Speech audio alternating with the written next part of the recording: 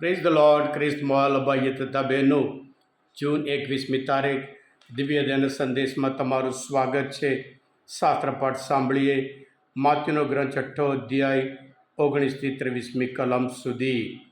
આ સંદેશ સાંભળનાર તમારા સૌ માટે અને તમારા પરિવારજનો વિશે પ્રાર્થના કરું છું કે પ્રભુ તમારા કુટુંબ પર એમની આશીષ, આશીર્વાદ, શાંતિ અને સમાધાન વરસાવે.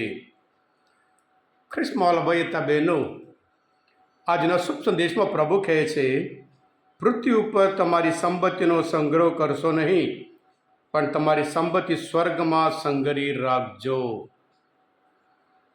ખ્રિસ્તમાં ભાઈ બહેનો,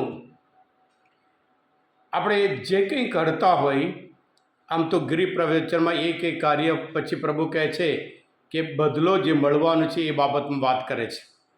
અને આપણા જીવનમાં પણ આપણે જે કંઈ કરતા હોય, કંઈ બદલો પ્રાપ્ત કરવા માટે આપણે કરતા હોય છે.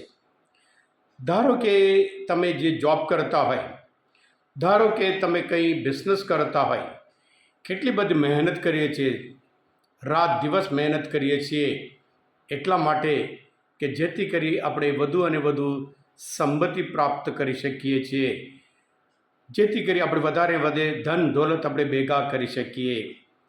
પણ પ્રભુ કહે છે કે તમારી સંપત્તિ સ્વર્ગમાં સંગ્રહી રાખજો. આ દુનિયામાં તો સંપત્તિ તો જોઈએ જ, આપણા ભવિષ્ય માટે આ બધું કરીએ છીએ અને વર્ષો સુધી આપણે મહેનત કરીએ છીએ એટલા માટે કે આપણે સુખી જીવન જીવીએ અને આપણા સંતાનો સુખી જીવન જીવે એટલા માટે આપણે તનતોડ મહેનત કરીએ છીએ. પણ ધારો કે ત્યાર પછી જ્યારે મરણ પામીએ, આપણે આ જીવન આ મહેનત કરી, આ જે સંગ્રહ કર્યો, જે ભેગા કર્યું હતું, એ બધું આપણી સાથે આવવાનું ખરું? કશું જ આપણી સાથે આવવાનું નહીં.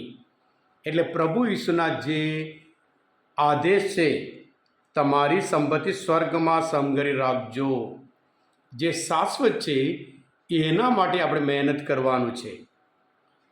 પ્રભુ પોતે માથ્યુના ગ્રંથમાં 16મો અધ્યાયમાં 27મી કલમમાં કહે છે, માનવ પુત્ર તેના દેવદૂતોનો તેના પિતાનો મહિમા ધારણ કરીને તેના દેવદૂતો સાથે આવનાર છે, ત્યારે દરેક માણસને તેના કાર્યો પ્રમાણે બદલો આપનાર છે.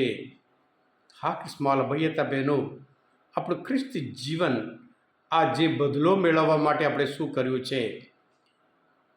મને તો પૂરી ખાતરી છે મોટાભાગે આપણે આ જીવન પછીના વિચાર આપણે કરતા જ નહીં.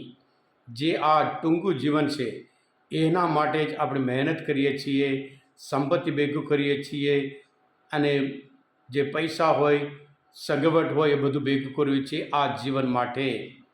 પણ પ્રભુ આપણી આગળ બધા માટે એક ચેલેન્જ, એક પડકાર, મોટો પડકાર ફેંકે છે કે હવે પછીના જીવન માટે આપણે શું કર્યું છે. આમ તો એવી જ રીતે દર્શના ગ્રંથમાં 22મો અધ્યાયમાં 12મી કલમમાં પ્રભુ કહે છે, જો હું હમણાં જ આવું છું અને દરેકને તેના કાર્યો, તેના કર્મ પ્રમાણે આપવાનો બદલો લેતો આવું છું. એટલે આપણે જે બદલો મેળવવાનો હોય, આપણે કયા કામ એવા કર્યા છે જેથી કરી આપણને પ્રભુ જે બદલો લઈને આવે છે એ આપણે અપનાવી શકીએ. ખ્રિસ્તમાં ભાઈ બહેનો, માથ્યુના ગ્રંથમાં 6 અધ્યાયમાં 33મી કલમમાં પ્રભુ પોતે કહે છે, તમારી સંપત્તિ કે જે ઈશ્વરના રાજ્ય છે એના માટે મુખ્યત્વ આપો, કારણ આ જીવન છે એ ટૂંકું છે અને હવે પછીનું જીવન છે એ શાશ્વત છે.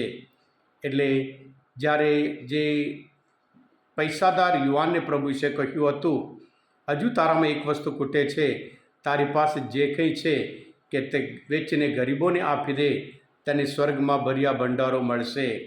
આપણે પણ આપણું બધું આપવાની જરૂર નથી, પણ યથાશક્તિ મુજબ આપણે હંમેશા જે સત્ કાર્યો કરીએ, સારા કાર્યો કરીએ, દિન દુખિયાના દુઃખ દૂર કરીએ, આપણી યથાશક્તિ મુજબ બીજાને મદદ કરીએ, જેથી કરી જે બદલો લઈને આપણા કર્મો પ્રમાણે પ્રભુ બદલો લઈને આવે છે એ આપણે સ્વીકાર કરી શકીએ.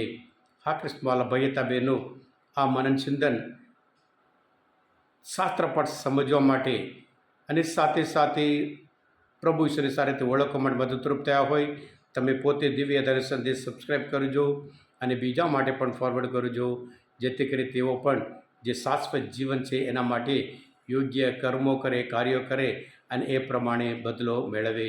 પ્રભુ ઈસુ, હું તમારામાં વિશ્વાસ રાખું છું. હા કિસ્માલ ભાઈ હતા બહેનો, તમે બધા આશીર્વાદિત છો, તમે બધા અભિષિક્ત છો.